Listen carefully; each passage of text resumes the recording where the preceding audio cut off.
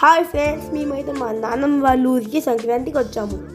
మా పొలంలో గుంట్లో చేపలు ఉన్నాయని తెలిస్తే ఫిషింగ్ చేయడం వేసాం. ఫస్ట్ ఆదితో వేశారు, వెంటనే చేపను పెట్టేసుకున్నారు. దాంతో నేను అది కొంచెంసేపు ఆడుకున్నాము. దాంతో నాతో చాలాసేపు ఆగాను, ఒక్క చేప కూడా రాలేదు. చాలాసేపు ఆగితే ఫైనల్గా ఒక పెద్ద చేపని పట్టుకున్నాను. నేను చాలా హ్యాపీగా ఫీల్ అయ్యాను.